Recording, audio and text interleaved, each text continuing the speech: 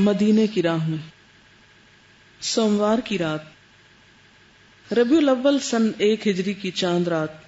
یاد رکھیے کہ محرم کو نہیں ہجرت ہوئی، ربیع الاول کو ہی۔ رہنما عبداللہ بن اریقط لیثی وعدے کے مطابق سواریاں لے کر جبل ثور کے درمیان میں آیا، اور رسول اللہ صلی اللہ علیہ وسلم اور حضرت ابوبکر نے کوچ فرمایا، یعنی حضرت ابوبکر کی اونٹنیاں کون لے کر آیا؟ عبداللہ بن اریقط۔ ان کے ساتھ عامر بن فہیرہ بھی تھے۔ رہنما پہلے جنوب کی جانب یمن کے رخ پر دور تک چلا، پھر پچھم مغرب کی طرف مڑا۔ اس کا نقشہ موجود، انشاءاللہ آپ کو سلائیڈ دکھائیں گے کسی وقت۔ اور ساحل سمندر کا رخ کیا، وہ بھی ایک مختلف راستے سے لے کے نکل رہا ہے۔ ساحل کے قریب پہنچ کر شمال کی طرف مڑ گیا اور ایک ایسے راستے پر چلا جس پر شاذ و نادر ہی کوئی چلتا ہے۔ اس رات بھر اور پھر آدھے دن تک مسلسل سفر جاری رہا۔ جب راستہ خالی ہو گیا تو نبی صلی اللہ علیہ وسلم نے ایک چٹان کے سائے میں استراحت فرمائی اور ابوبکر نے گرد و پیش کا جائزہ لیا۔ اس دوران ایک چرواہا آیا، ابوبکر رضی اللہ تعالیٰ عنہ نے اس سے دودھ دہوایا، اور جب نبی صلی اللہ علیہ وسلم بیدار ہوئے تو آپ کو اتنا دودھ پلایا کہ جی خوش ہو گیا، پھر وہاں سے آگے چل پڑے۔ پھر دودھ کا ذکر ہے۔ اور یہ بھی کہا جاتا ہے کہ جب رسول اللہ صلی اللہ علیہ وسلم مدینے کی طرف نکلے اور آپ کے پیچھے سواری پر ابوبکر تھے، لوگ ابوبکر کو پہچانتے تھے، اور نبی صلی اللہ علیہ وسلم ان کی نسبت ابھی جوان معلوم ہوتے تھے، حالانکہ عمر میں ابوبکر 2 سال چھوٹے تھے۔ راستے میں جب کوئی ابوبکر سے پوچھتا کہ ابوبکر یہ تمہارے آگے کون جا رہا ہے، تو جواب دیتے یہ ہادی ہیں، راستہ بتانے والے، تو لوگ سمجھتے کہ یہ ان کو مدینے کا راستہ بتا رہے ہیں، جبکہ آپ کی مراد اس سے تھی کہ یہ نیکی کا راستہ بتانے والے ہیں۔ یہ بھی توریہ کی ایک قسم ہے کہ لوگوں کو تعارف نہیں کراتے تھے کہ کون ہے ساتھ، کیونکہ خبریں تو ہر طرف پھیلی ہوئی تھی کہ نبی صلی اللہ علیہ وسلم جو ہیں وہ ہجرت کرنے والے ہیں یا جا چکے ہیں مکہ سے۔ اب یہاں پر کیا ہوتا ہے کہ ایک چٹان کے پاس آپ آ کر رک جاتے ہیں۔ ایک اور روایت میں آتا ہے کہ ہم ساری رات چلے، یہاں تک کہ دن ہو گیا اور دوپہر کا وقت ہو گیا، اور راہ میں کوئی چلنے والا نہ رہا۔ یعنی دوپہر کو عام طور پر عرب لوگ سفر نہیں کرتے تھے، راتوں کو سفر کرتے تھے۔ ہم کو سامنے ایک لمبا پتھر دکھائی دیا، اس کا سایہ زمین پر پڑ رہا تھا، اب تک وہاں دھوپ نہ آئی تھی۔ ہم اس کے پاس اترے، میں پتھر کے پاس گیا اور اپنے ہاتھ سے جگہ برابر کی۔ غار میں پہلے پہنچے اور جگہ صاف کی، یہاں پتھر کے پاس پہلے پہنچے اور جگہ کو ہموار کیا تاکہ رسول اللہ صلی اللہ علیہ وسلم اس کے سائے میں آرام کر سکیں۔ پھر میں نے وہاں چادر بچھائی، اس کے بعد عرض کیا، اے اللہ کے رسول صلی اللہ علیہ وسلم آپ سو جائیں، اور میں آپ کے گرد دشمن کا کھوج لیتا ہوں کہ کوئی ہماری تلاش میں تو نہیں آیا۔ اب آپ دیکھیے وہ بھی تو اتنا ہی سفر کر رہے ہیں نا ساتھ، لیکن وَيُؤْثِرُونَ عَلَىٰ أَنفُسِهِمْ وَلَوْ كَانَ بِهِمْ خَصَاصَةٌ۔ پھر میں نے بکریوں کا ایک چرواہا دیکھا جو اپنی بکریاں لے کر اسی پتھر کی طرف آ رہا تھا، کیونکہ اسے بھی سایہ چاہیے ہوگا، اور وہ وہی چاہتا تھا جو ہم چاہ رہے تھے۔ میں اس سے جا ملا، پوچھا، اے لڑکے تم کس کے غلام ہو؟ وہ بولا، میں شہر والوں میں سے ایک شخص کا غلام ہوں۔ میں نے کہا، تمہاری بکریوں میں دودھ ہے؟ بولا ہاں۔ میں نے کہا، اس کے تھن، بالوں، مٹی اور کوڑے سے ان کو صاف کرو، یعنی جانور کے تھن وغیرہ بالکل صاف کرو تاکہ یہ چیزیں دودھ میں نہ پڑیں۔ اس سے پتہ چلتا ہے کہ کتنے صفائی پسند تھے۔ ہمارا کیا حال ہے؟ ساتھ دودھ رکھا ہوا ہے، ساتھ ٹیپ کھلی ہے، برتن دھو رہے ہیں، چینٹے دودھ میں پڑ رہے ہیں اور وہی پھر پی لیتے ہیں، کوئی صفائی کا احساس نہیں۔ اس لڑکے نے تھن، بالوں، مٹی اور کوڑے وغیرہ کو صاف کیا اور لکڑی کے پیالے میں دودھ دھویا۔ حضرت ابوبکر کہتے ہیں کہ میرے پاس ایک ڈول تھا جس میں نبی صلی اللہ علیہ وسلم کے پینے اور وضو کرنے کے لیے پانی رکھتا تھا۔ میں رسول اللہ صلی اللہ علیہ وسلم کے پاس آیا اور مجھے جگانا اچھا نہ لگا، یعنی نیند سے، لیکن میں نے دیکھا کہ آپ خود ہی جاگ گئے ہیں۔ میں نے دودھ میں پانی ملایا یہاں تک کہ وہ ٹھنڈا ہو گیا، پھر میں نے کہا اللہ کے رسول صلی اللہ علیہ وسلم یہ دودھ پی لیجئے. آپ نے پیا یہاں تک کہ میں خوش ہو گیا. یہ صحیح مسلم کی روایت ہے. اس سے پھر حضرت ابوبکر کا کردار سامنے آتا ہے. کتنی چیزوں کا خیال تھا. صرف یہ نہیں کہ اندھا دھند، بعض اوقات ہم جذبات میں آ کے کہتے ہیں ہم آپ کی خدمت کرتے ہیں، آپ کی مدد کرتے ہیں، لیکن حکمت سے کام نہیں لیتے. وہ ان ساری چیزوں کو دیکھ رہے ہیں، جگہ کو دیکھ رہے ہیں، چرواہے کو دیکھ رہے ہیں، دشمن کو کھوج لگا رہے ہیں، برتن دیکھ رہے ہیں کس میں دودھ لینا ہے، کیسا دودھ لینا ہے، کیا ملانا ہے، پھر جگانا ہے کہ نہیں جگانا. یہ ساری چیزیں کس سے تعلق رکھتی؟ حکمت سے، سمجھ بوجھ سے، مینرز، آداب، اخلاق. سفر میں جانے کا تو ہم سب کو شوق ہوتا ہے کہ کسی کے ساتھ بھی چل پڑے، لیکن پھر کیا کرتے ہیں راستے میں؟ پھر جو دل میں آتا خود ہی کرنا شروع ہو جاتے ہیں، چاہے اس سے دوسروں کو اذیت پہنچے یا آرام پہنچے. کیونکہ ہم تو ایک مستی میں ہوتے ہیں نا کہ ہم تو انجوائے کرنے آئے، تفریح پر ہیں. لیکن حضرت ابوبکر رضی اللہ تعالیٰ عنہ جو ہیں وہ نہ صرف یہ کہ آپ کے آرام کا بلکہ آپ کے کھانے کا اور پھر مزید چھوٹی چھوٹی چیزوں کا خیال رکھتے ہیں. اور اس میں آپ دیکھیے کہ آپ کے کھانے کا جو خیال ہے اور دودھ کا جو بندوبست ہے اور اس کے علاوہ بھی جو آپ کے گھرانے کا کردار ہے، اس میں حضرت عائشہ اور حضرت اسماء جو ہیں وہ بھی کھانا لانے کے کام پر مامور ہوتی ہیں اور اس میں بھی دودھ ہی ہوتا ہے بیسیکلی. حضرت عائشہ فرماتی ہیں کہ جلدی میں ہم جو کچھ تیار ہو سکتا تیار کرتے، اور ایک موقع پر انہوں نے یعنی جب وہ 3 دن کے لیے غار ثور میں تھے، ہم نے چمڑے کی تھیلی میں تھوڑا سا کھانا رکھا اور حضرت اسماء نے اپنا ازار بند کا ایک ٹکڑا کاٹ کر، جو پیٹی باندھتے ہیں یہاں، اس کو کاٹ کر تھیلی کا منہ بند کیا، جس کی وجہ سے ان کا ایک لقب پڑ گیا تھا. وہ کیا تھا؟ ذات النطاقین. غالباً دوسرے دن ام معبد کے خیمے سے گزر ہوا. یہ قدید کے اطراف میں مشلل کے پاس ہوا کرتی تھی. مشلل مکہ سے 130 کلومیٹر دور ہے. آپ صلی اللہ علیہ وسلم نے پوچھا، حل عندک شیء، کیا تمہارے پاس کچھ ہے؟ اس نے میزبانی سے معذرت کی اور بتلایا کہ بکریاں دور دراز گئی ہوئی ہیں. ادھر خیمے کے ایک گوشے میں ایک بکری تھی جسے کمزوری نے ریوڑ سے پیچھے چھوڑ رکھا تھا، نحیف سی، کمزور سی، اور اس میں دودھ کا ایک قطرہ بھی نہ تھا. رسول اللہ صلی اللہ علیہ وسلم نے اجازت لے کر اسے دوہا تو اس نے اس قدر دودھ دیا کہ ایک بڑا سا برتن بھر گیا اس کمزور بکری نے، جسے پوری ایک جماعت بمشکل اٹھا سکتی تھی. آپ صلی اللہ علیہ وسلم نے اسے ام معبد کو پلایا. وہ آسودہ ہو گئی تو اپنے ساتھیوں کو پلایا، ابو بکر اور عبداللہ بن رقت. وہ بھی آسودہ ہو گئے تو خود پیا اور دوبارہ دوہ کر برتن بھر دیا. پہلے ہر موقع پر حضرت ابو بکر پلا رہے ہیں اور یہاں پر آپ دودھ دو کر آپ پلا رہے ہیں. اور اسے ام معبد کے پاس چھوڑ کر روانہ ہو گئے. اس کا شوہر آیا تو دودھ دیکھ کر اسے تعجب ہوا. دریافت کیا تو ام معبد نے پوری بات بتلائی اور نبی صلی اللہ علیہ وسلم کا سراپا سر سے پاؤں تک اور گفتگو اور طور اطفار نہایت باریکی سے بیان کیے. ایسا نقشہ اس نے کھینچا کہ سال ہا سال رہنے والے صحابہ بھی وہ نقشہ نہیں کھینچ سکے. اور تاریخ کی کتابوں میں ہر جگہ حضور صلی اللہ علیہ وسلم کے جو شکل و صورت ہے اور جو آپ کے انداز ہیں اور جو اخلاق ہے، اس کا جو نقشہ ام معبد نے کھینچا وہی سب سے اعلیٰ ہے. تو اس نے اپنے شوہر کو بتایا، ایکچولی وہ شوہر کو ڈسکرائب کر رہی تھی کہ کیسا شخص تھا وہ. اس پر ابو معبد بول اٹھا، یہ تو واللہ صاحب قریش ہے، یعنی آپ کی طرف اشارہ ہے.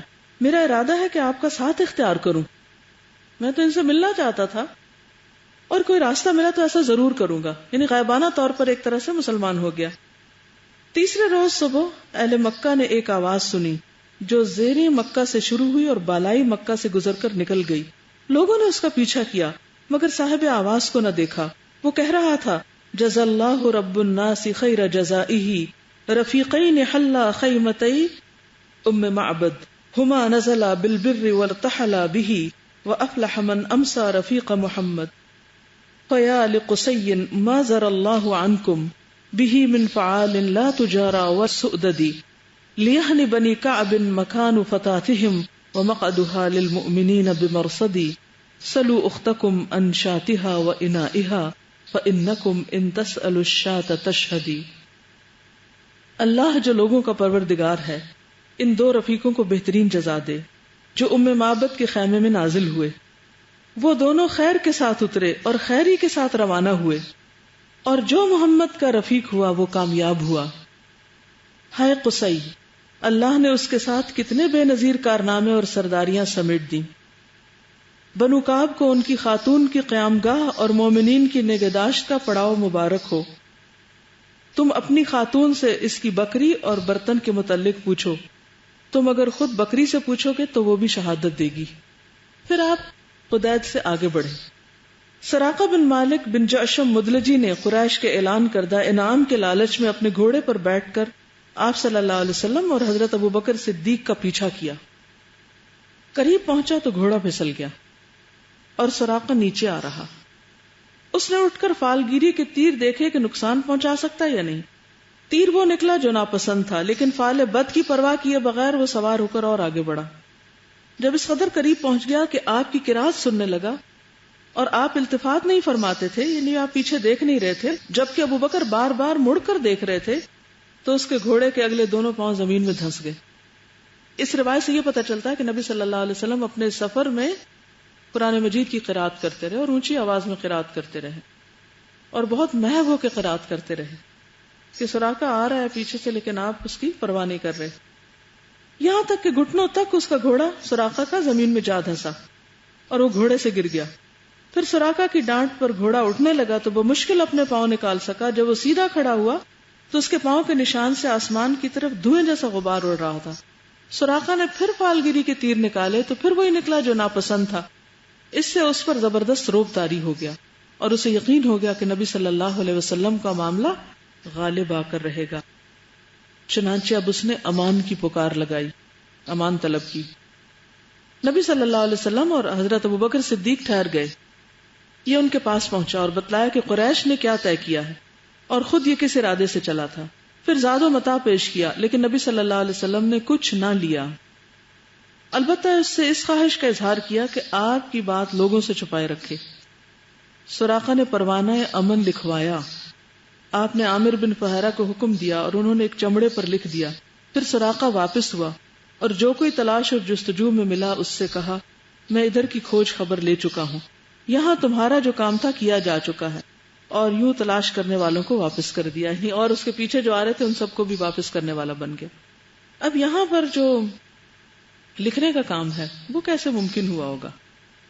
پروانہ امن آپ نے لکھ کر دیا اس نے ریٹن مانگا اور لکھوایا آپ نے اس کے لیے۔ اس سے کیا اہم بات پتہ چلتی ہے کہ دوران سفر بھی قلم اور لکھنے کی چیز جس پہ لکھا جاتا وہ ساتھ تھے۔ اس سے قلم کی اہمیت کا اندازہ لگا سکتے ہیں آپ، یعنی سارا گھر نہیں اٹھا کے لے گئے تھے لیکن قلم ساتھ تھا۔ راستے میں برادہ بن حسیب اسلمی سے ملاقات ہوئی۔ ان کے ساتھ ان کی قوم کے 70 یا 80 گھرانے تھے، وہ سب مسلمان ہو گئے اور نبی صلی اللہ علیہ وسلم کے پیچھے نماز پڑھی۔ برادہ غزوہ احد کے بعد مدینہ آ گئے تھے۔ اس سے کیا پتہ چلتا ہے کہ آپ راستے میں بھی کیا کر رہے تھے؟ دعوت دین کا کام کر رہے تھے، لوگوں کو مسلمان کر رہے تھے۔ اور پھر آپ دیکھیے کہ ان کے ساتھ ان کی قوم کے 70 یا 80 گھرانے تھے، وہ سب مسلمان ہو گئے۔ اتنے لوگوں کو راستے میں مسلمان کر لیا اور نبی صلی اللہ علیہ وسلم کے پیچھے عشاء کی نماز پڑھی۔ کیوں؟ اس سے کیا پتہ چلتا ہے کہ پہلا کام نماز ہے۔ پھر یہ لوگ بھی بعد میں مدینہ آ گئے۔ سراقہ کو اس موقع پر آپ نے خوشخبری دی تھی، کچھ یاد ہے کیا تھی؟ جی ہاں، کہ تمہیں کسریٰ کے کنگن ملیں گے۔ تو بڑا حیران ہوا کہ آپ خود اس حال میں ہیں اور مجھے کسریٰ کے کنگنوں کی خوشخبری دے رہے ہیں۔ تو بہرحال جب ایران فتح ہوا حضرت عمر کے زمانے میں تو آپ کی یہ پیشن گوئی حرف بحرف سچ ہوئی، اور سراقہ جو تھے پھر مسلمان بھی ہو گئے تھے اور نبی صلی اللہ علیہ وسلم سے بہت سوال کیا کرتے تھے۔ کہتے ہیں کہ نبی صلی اللہ علیہ وسلم کے مرض الوفات میں آپ کی خدمت میں حاضر ہوا اور میں نے سوالات پوچھنے شروع کر دیے، حتیٰ کہ میرے سوالات ختم ہو گئے۔ تو آپ نے فرمایا کچھ اور یاد کر لو۔ ان سوالات میں سے میں نے ایک سوال یہ بھی پوچھا تھا کہ یا رسول اللہ، وہ بھٹکے ہوئے اونٹ جو میرے حوض پر آئیں تو کیا مجھے ان کو پانی پلانے پر اجر و ثواب ملے گا؟ نہیں، کسی کے اونٹ ہیں اور اچانک میرے دروازے پہ آ کھڑے ہوئے تو کیا میں انہیں پانی پلاؤں؟ مجھے کچھ ملے گا؟ جبکہ وہ پانی میں نے اپنے اونٹوں کے لیے بھرا ہو۔ تو آپ نے فرمایا ہاں، ہر تر جگر رکھنے والے میں اجر ہے، یعنی اس کے ساتھ اگر تم بھلائی کرو گے تو تمہیں ثواب ملے گا۔ بعض اوقات ایسا ہوتا ہے نا کہ آپ کھانا ڈال کے بیٹھے تھے خود کھانے کے لیے، اتنے میں کوئی آ جاتا ہے، پھر کیا کریں گے آپ؟ چھپا کے رکھ دیں گے، جو چلا جائے گا نکال کے کھا لیں گے۔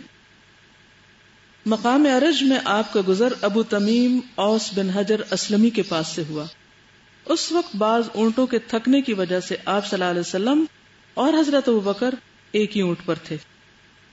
اوس نے اپنا ایک اونٹ دیا اور اپنے غلام مسعود بن حنیدہ کو ساتھ کر دیا، جو مدینے تک آپ کا ہم رکاب رہا۔ احد کے موقع پر بھی اوس نے مشرکین کی آمد کی خبر اپنے اسی غلام کے ذریعے سے رسول اللہ صلی اللہ علیہ وسلم کو بھجوائی تھی۔ اوس مسلمان ہو گیا تھا لیکن ارج ہی میں قیام پذیر رہا، اور جو مکہ سے آتا تھا اس کی خبر اس کو پہلے سے ہو جاتی تھی، راستے میں تھا وہ۔ وادی ریم میں پہنچے تو حضرت زبیر بن عوام سے ملاقات ہوئی، جو مسلمانوں کے ایک تجارتی قافلے کے ساتھ شام سے واپس آ رہے تھے۔ انہوں نے رسول اللہ صلی اللہ علیہ وسلم اور ابو بکر رضی اللہ تعالی عنہ کو سفید پارچہ جات پیش کیے۔ قباء میں تشریف آوری۔ سوموار 8 ربیع الاول سن 14 نبوت بمطابق سن 1 ہجری کو رسول اللہ صلی اللہ علیہ وسلم قباء میں داخل ہوئے۔ ادھر اہل مدینہ نے جب سے رسول اللہ صلی اللہ علیہ وسلم کی روانگی کی خبر سنی تھی، روزانہ صبح ہی صبح حرہ کی طرف نکل جاتے تھے، اور جب دوپہر سخت ہو جاتی تو پلٹ آتے تھے۔ ایک روز طویل انتظار کے بعد لوگ اپنے اپنے گھروں کو واپس جا چکے تھے کہ ایک یہودی اپنے چھوٹے سے قلعے کی چھت پر کچھ دیکھنے کے لیے چڑھا۔ کیا دیکھتا ہے کہ رسول اللہ صلی اللہ علیہ وسلم اور آپ کے رفقا سفید کپڑوں میں ملبوس چلے آ رہے ہیں۔ اس نے بے خود ہو کر نہایت بلند آواز سے کہا، عرب کے لوگوں، یہ رہا تمہارا نصیب جس کا تم انتظار کر رہے تھے۔ یہ سنتے ہی مسلمان ہتھیار اٹھا اٹھا کر استقبال کے لیے نکل پڑے، اور نبی صلی اللہ علیہ وسلم کی تشریف آوری پر مارے خوشی کے شور برپا ہو گیا۔ اس موقع پر تکبیر کی گونج سنی گئی، لوگوں نے حرہ کا رخ کیا اور وہیں پر آپ سے ملاقات کی۔ پھر آپ دائیں جانب مڑ گئے اور قباء میں بنی عمرو بن عوف میں قیام فرمایا۔ قباء میں اترنے کے بعد آپ صلی اللہ علیہ وسلم خاموش بیٹھ گئے۔ اب انصار کا جو آدمی آتا جس نے رسول اللہ صلی اللہ علیہ وسلم کو دیکھا نہ تھا، وہ ابوبکر کو ہی رسول سمجھ کر انہی کو سلام کرتا، کیونکہ ان کے بالوں میں سفیدی آ چکی تھی، وہ بڑے لگتے تھے عمر میں۔ جب رسول اللہ صلی اللہ علیہ وسلم پر دھوپ آ گئی اور ابوبکر نے چادر تان کر آپ پر سایہ کیا، تب لوگوں نے پہچانا کہ یہ رسول اللہ صلی اللہ علیہ وسلم ہے۔ قباء میں رسول اللہ صلی اللہ علیہ وسلم نے کلثوم بن ہدم رضی اللہ عنہ اور کہا جاتا ہے کہ سعد بن خیثمہ کے مکان پر قیام فرمایا، اور وہاں 4 دن ٹھہر کر مسجد قباء کی بنیاد رکھی اور اس میں نماز پڑھی۔ 5ویں دن جو جمعے کا دن تھا، اللہ کے حکم سے سوار ہوئے۔ ابوبکر آپ کے پیچھے بیٹھے تھے۔ آپ نے اپنے ننیال بنو نجار کے پاس پیغام بھجوایا، وہ لوگ تلواریں حمائل کیے حاضر ہوئے۔ اس کے بعد ان کی معیت میں آپ نے مدینہ کی جانب کوچ کیا۔ بنو سالم بن عوف کی بستی میں پہنچے تو جمعے کا وقت ہو گیا۔ آپ نے وہیں بطن وادی میں جمعے کی نماز پڑھائی، جس میں 100 آدمی شریک تھے۔ مدینے میں داخلہ۔ جمعے کے بعد مدینے کا رخ کیا، لوگ استقبال کے لیے امٹ پڑے تھے۔ گلی اور گھر کے کوچے حمد و تسبیح سے گونج رہے تھے۔ عورتیں اور بچے بچیاں نکل نکل کر کہہ رہی تھیں، طلع البدر علینا من ثنیات الوداع وجب الشکر علینا ما دعا للہ داعی ایھا المبعوث فینا جئت بالامر المطاع۔ ہم پر مدینے کے اطراف سے 14ویں کا چاند طلوع ہوا، جب تک اللہ کو پکارنے والا پکارے ہم پر شکر واجب ہے۔ اے ہم میں بھیجے گئے نبی، آپ واجب الاطاعت دین لے کر آئے ہیں۔ لیکن اس کی سند معضل ہے، سند میں 3 یا اس سے زیادہ راوی ساقط ہیں۔ جن سنیات الوداع کا ذکر ہے یہاں پر، ان کے بارے میں ابن قیم رحمہ اللہ نے کہا کہ سنیات الوداع شام کے راستے میں آتا ہے۔ کہاں آتا ہے؟ شام کے راستے میں، جو پھر مدینہ سے گزر کر دوسری طرف کو جا رہا ہے، اور آپ مدینہ سے یمن کے راستے سے آئے تھے، یعنی جس طرف کو یمن پڑتا ہے، اور مکہ سے مدینہ آنے والا نہ اسے دیکھ سکتا ہے نہ ادھر سے گزر سکتا ہے، البتہ شام کی طرف جاتے ہوئے یہ جگہ آتی ہے۔ علامہ البانی کہتے ہیں کہ اس تحقیق کے باوجود لوگ اسے روایت کرتے ہیں۔ اس روایت کی پوری تخریج موجود ہے۔ اس کی بجائے بخاری اور مسلم کی صحیح روایات میں آتا ہے فقیل فی المدینۃ جاء نبی اللہ صلی اللہ علیہ وسلم فاشرفوا ينظرون ويقولون جاء نبی اللہ، یعنی یہ جو مشہور روایت ہے یہ ضعیف ہے، لیکن چونکہ نغمے، ترانے، نظمیں سب کو بہت خوش کرتی ہیں، اس لیے بس اس کو ایک روایت سمجھ کر بس دہرایا جاتا ہے اور سب لوگ گا گا کے پڑھتے رہتے ہیں اور خوش ہوتے رہتے ہیں، جبکہ صحیح روایت میں کیا آتا ہے؟ جاء نبی اللہ۔ اس کے علاوہ تکبیرات اور تسبیحات کی گونج تھی مدینہ میں۔ ایک اور روایت میں جو صحیح مسلم کی ہے اس میں آتا ہے فصعد الرجال والنساء فوق البیوت وتفرق الغلمان والخدم في الطرق ينادون یا محمد یا رسول اللہ، یا محمد یا رسول اللہ۔ مرد، عورتیں، بچے، خادم راستوں میں اور گھروں کی چھتوں پر چڑھ کر جب آپ آئے تو کیا کہہ رہے تھے؟ یا محمد یا رسول اللہ، یا محمد یا رسول اللہ۔ یہ دو روایات صحیح ہیں، لہذا دوسری روایت کو پڑھنے کی ضرورت نہیں ہے۔ رسول اللہ صلی اللہ علیہ وسلم انصار کے جس محلے سے گزرتے لوگ آپ کی اونٹنی کی نکیل پکڑ لیتے اور عرض کرتے کہ ہر طرح کا سامان اور ہتھیار اور حفاظت فرش راہ ہیں، تشریف لائیے، مگر آپ فرماتے خلو سبیلہا فانہا مأمورۃ، اونٹنی کی راہ چھوڑ دو، یہ اللہ کی طرف سے مامور ہے۔ چنانچہ اونٹنی جب اس مقام پر پہنچی جہاں آج مسجد نبوی ہے تو وہ بیٹھ گئی، لیکن آپ نیچے نہیں اترے یہاں تک کہ وہ اٹھ کر تھوڑی دور آگے گئی، پھر مڑ کر دیکھنے کے بعد پلٹ آئی اور اپنی پہلی جگہ پر دوبارہ بیٹھ گئی۔ آپ اونٹنی سے اتر آئے۔ اب لوگوں نے اپنے اپنے گھر لے جانے کے لیے آپ سے عرض معروض شروع کی، لیکن حضرت ابو ایوب انصاری نے جلدی سے آپ کا کجاوا اٹھا لیا اور اپنے گھر لے کر چلے گئے۔ اس پر رسول اللہ صلی اللہ علیہ وسلم فرمانے لگے المرء مع رحلہ، آدمی اپنے کجاوے کے ساتھ ہے۔ البتہ اسد بن زرارہ نے آپ کی اونٹنی کی نکیل پکڑ لی، اس لیے وہ انہی کے پاس رہی۔ ادھر سرداران انصار نے رسول اللہ صلی اللہ علیہ وسلم کی ضیافت میں ایک دوسرے سے بڑھ کر حصہ لیا، چنانچہ ان کی طرف سے روزانہ کئی کھانے کے تشت پہنچتے۔ کوئی ایسی رات نہ آتی کہ آپ کے دروازے پر 3-4 تشت حاضر نہ ہوں۔ سبحانک اللہم و بحمدک نشہد ان لا الہ الا انت نستغفرک و نتوب الیک۔ السلام علیکم و رحمۃ اللہ وبرکاتہ۔